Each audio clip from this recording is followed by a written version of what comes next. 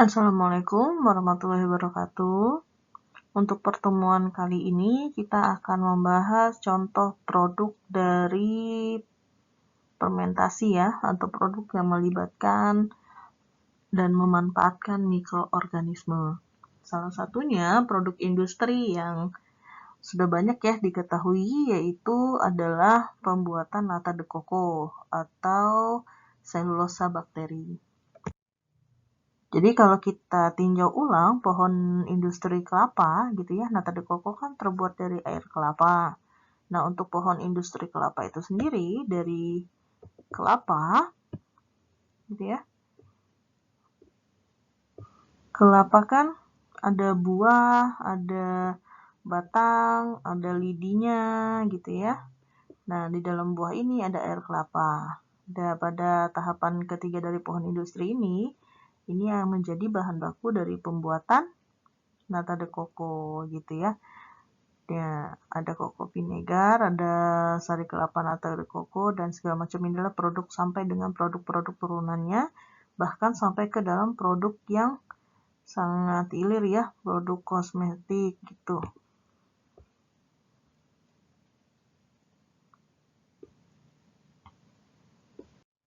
Ya, untuk pengertiannya, potensi limbah air kelapa di Indonesia itu sangat besar, karena Indonesia adalah salah satu penghasil kelapa terbesar di dunia, dengan luas areanya mencapai 32,4% dari total luas lahan perkebunan kelapa di seluruh dunia.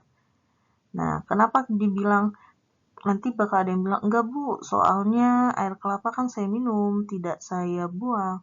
Itu adalah air kelapa kalau skalanya skala rumahan. Tapi kalau kita udah bicara industri, yang mau diambil adalah daging kelapanya untuk pembuatan santan atau pembuatan yang lain, itu otomatis secara mesin kelapa tuh terbelah, airnya akan terbuang begitu saja ke bawah, tidak ada yang nampung lagi gitu ya, sehingga itu akan menjadi limbah dari industrinya.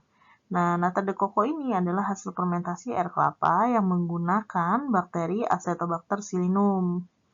Secara kimiawi, serat yang terkandung di dalam nata de coco adalah serat selulosa. Karena yang tadi, Acetobacter psillinum itu merombak nutrien yang ada di air kelapa menjadi selulosa. Selulosa ini merupakan biopolimer yang paling melimpah di bumi dan merupakan komponen utama biomasa tumbuhan. Selulosa tumbuh biasanya tidak murni karena bercampur dengan lignin dan hemiselulosa, sehingga menyulitkan pengembangan aplikasinya gitu ya, karena perlu pemurnian atau tahapan lanjutan. Seperti contohnya industri pulp dan kertas. Nah, diperkirakan 1 triliun ton selulosa diproduksi setiap tahunnya. Dia bersumber dari kayu atau non-kayu. Yang sekarang ingin kita kembangkan selulosa yang dibuat dari air kelapa. Jadi kalau dulu hanya tahunya nata de coco untuk dikonsumsi, dimakan gitu ya, kita akan mengembangkan selulosa ini menjadi bahan untuk pembuatan kertas. Ya, jadi ada modifikasi turunan produknya. Nah, bakteri selulosa ini punya beberapa keunggulan. Di antara lain, kemurnian tinggi, kristalinitas, kekuatan mekaniknya, porositasnya yang tinggi gitu ya, menyerap air dan mudah terurai. Ini akan menjadi salah satu solusi untuk beberapa produk yang sifatnya tidak mudah terdegradasi gitu ya. Contohnya adalah yang plastik nih, yang kita tahu butuh waktu ratusan tahun untuk menguraikan. Sifat plastik itu kan yang penting dia punya kekuatan mekanik dalam menampung barang ya. Nah, kalau misalnya itu bisa dihadirkan dari jenis selulosa yang berasal dari air kelapa, kenapa tidak? Itu makanya akan memunculkan jenis-jenis produk termodifikasi bahan bakunya. Jadi nanti kalian akan mendengar yang namanya plastik yang mudah terdegradasi atau yang hancur gitu ya. Terus serat nata de coco itu berpotensi untuk dikembangkan di industri makanan atau minuman dan industri penting. Nah, kalau sebagai makanan dan minuman, Serat selulosa yang berasal dari perombakan Acetobacter selinum ini memiliki kandungan serat yang tinggi, punya kalori yang rendah, gitu ya, dan tidak mengandung kolesterol. Nah, dengan 3 hal tadi itu, maka selulosanya ini sangat cocok sekali untuk menjadi makanan diet, karena akan memperbaiki sistem pencernaan atau baik untuk sistem pencernaan, tetapi baik juga untuk keseimbangan. Nah, pemanfaatan mikroorganisme di industri-industri lainnya ya, banyak sekali contohnya. Misalnya susu. Ya, dengan substrat jenis susu ternyata banyak sekali produk yang bisa dihasilkan. Misalnya susu ditambah Bulgaricus, jenis bakteri akan jadi yogurt. Nah, ternyata yogurt itu tidak hanya dibuat oleh Bulgaricus. Nanti kalau misalnya kalian ditanya bakteri yang bisa membuat yogurt apa aja? Bulgaricus benar, Thermophilus juga benar. Gitu ya, karena kedua-duanya merubah si gula alami susu atau laktosa menjadi asam laktat. Terus ada kalau pembuatan mentega, ada namanya Streptococcus lattis. Untuk buat keju, ada jenis jamur, Penicillium. Kalau keju Swiss, ada bakteri, ya, dan seterusnya. Kalau kedelai, bisa dibuat jadi produk apa dengan melibatkan mikroorganisme? Ada dengan ditambah Oligosporus, dia jadi tempe. Stoloniferous, dia juga jadi tempe. Oryzae, dia juga jadi tempe. Aspergillus oryzae, dia jadi kecap, dan seterusnya. Banyak sekali contoh-contohnya ya. Bahkan hampir bisa dikatakan segala sesuatu substrat yang mengandung nutrien yang bisa dimakan atau dimanfaatkan oleh mikroorganisme, dia pasti akan menjadi produk baru. Gitu ya. Nah, kalau kita lihat air kelapa memanfaatkan Acetobacter selinum jenis bakteri menjadi nata de coco. Penelitian tentang selulosa bakteri, sudah banyak sekali penelitian yang dilakukan gitu ya, di mana penggunaan sumber karbon dalam produksi selulosa bakteri ini dilakukan yaitu air kelapa atau ekstrak buah lainnya. Banyak sekali penelitian yang sudah meneliti tentang selulosa bakteri. Aplikasinya ya juga sudah banyak untuk kertas, untuk makanan dan minuman gitu ya. Untuk di bidang obat-obatan juga ada. Nih, komposisi nutrisi air kelapa. 95%-nya adalah air. Yang sudah jelas ini sangat disukai oleh mikroorganisme. Ada kandungan nitrogennya, ada asam fosfatnya, dan segala macamnya ya. Ini sumbernya dari Pandalai KM 1958. Nah, komposisi air kelapa kan ada komposisi makro dan mikronya nih. Kalau makronya ada karbon, berupa karbohidrat sederhana dan lain-lain sampai ke nitrogen. Kalau yang kandungan mikronya ada mineral, diantaranya ada kalium, magnesium, fosfor, sulfur, dan lain-lain. Nih, aplikasi selulosa bakteri. Jadi, selulosa bakteri pada berbagai bidang aplikasinya tuh nih di bidang kosmetik. Dia ternyata bisa sebagai penstabil dan emulsi pada krim, tonik, pelembab kuku, dan segala macamnya. Untuk olahraga, ternyata ada untuk dibuat sebagai baju olahraga, tenda, dan perlengkapan. Kenapa selulosa bakterinya itu bagus untuk digunakan sebagai bahan baju olahraga? Karena sifatnya tinggi serat, ya. Udah itu dia sifatnya menyerap keringat dengan baik, ya, dan segala macamnya. Ini sampai ke dunia kesehatan ya. Nah, beberapa jenis produk nata di industri ya. Nata itu adalah selulosa. Jadi, jangan hanya terpaku kalau kita sebut nata itu sumbernya adalah air kelapa. Segala hal yang bisa dibentuk menjadi lembaran selulosa, dia akan menjadi produk nata.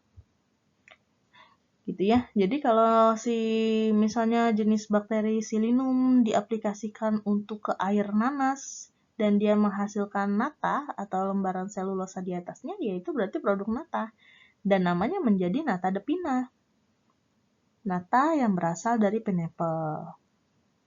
Gitu ya, ada nata de soya dari kedelai, nata de cassava dari singkong, nata de corn dari jagung, dan segala macamnya disesuaikan dari sumber nutriennya. Oke, sekarang kita sedikit membahas tentang proses pembuatan. Oke, faktor-faktor yang mempengaruhi prosesnya.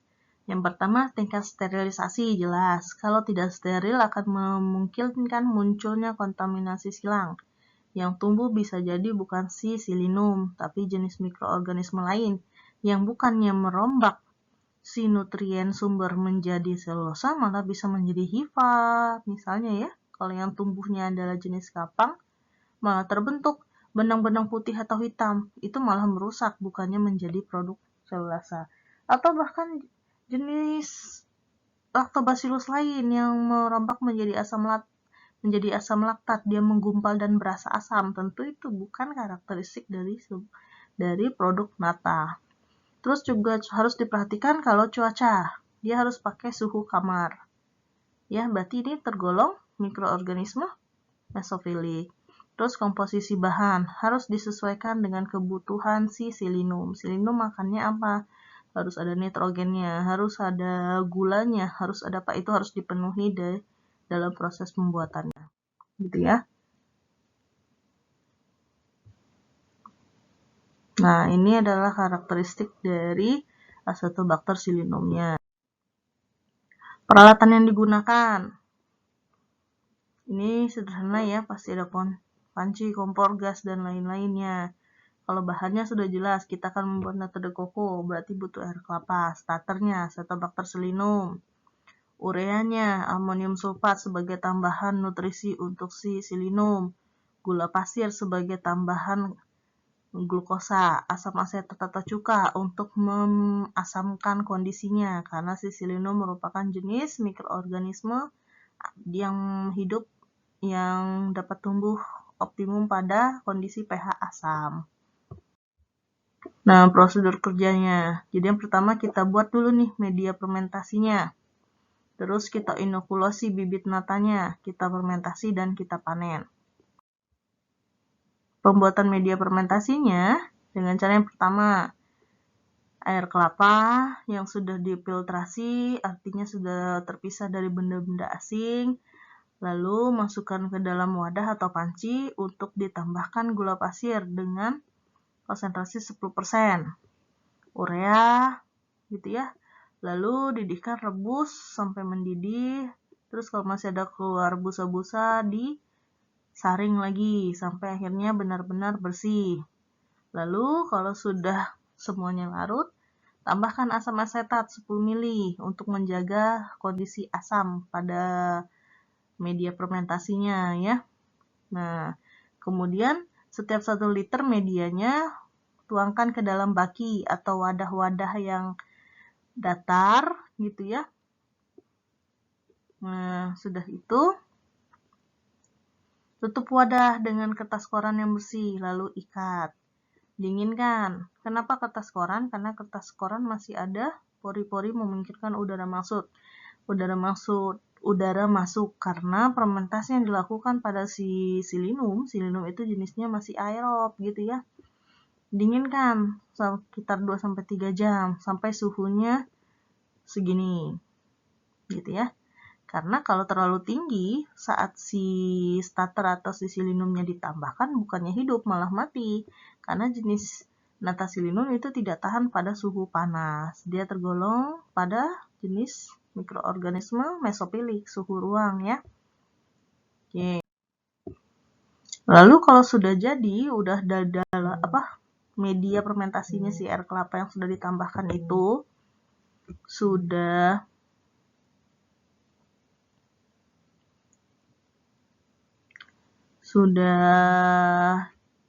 dalam wadah gitu ya, maka ditambahkanlah inokulasi dari si silidumnya. Tuangkan bibit natanya sebanyak 10 ml per liter medianya. Tutup wadah seperti semula, lalu ikat. Nah,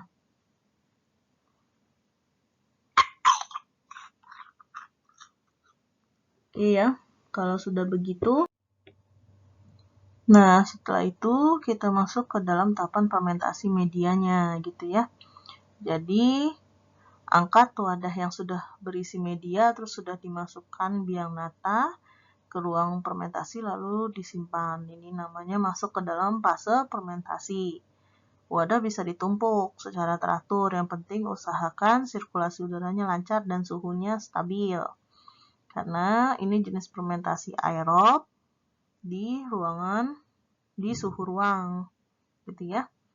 Posisikan wadah sedatar mungkin karena ini akan mempengaruhi dari selulosa yang terbentuk di atas lapisan. Nah, ketebalannya ini jadinya tidak rata kalau dia sampai miring gitu ya.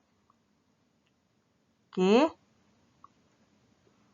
Lakukan fermentasi selama 8-10 hari sambil diamati per 3 harinya untuk melihat bagaimana lapisan nata yang terbentuk.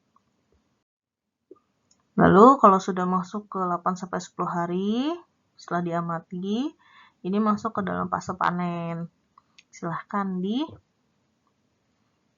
atau diambil lapisan selulosa yang terbentuk di atas, dan di bawahnya itu adalah air sisa nutrien yang tidak bisa diurai lagi oleh si mikroorganisme Silinum gitu ya. Dan pada tahapan ini silahkan dipotong sesuai dengan keinginan ataupun ditambahkan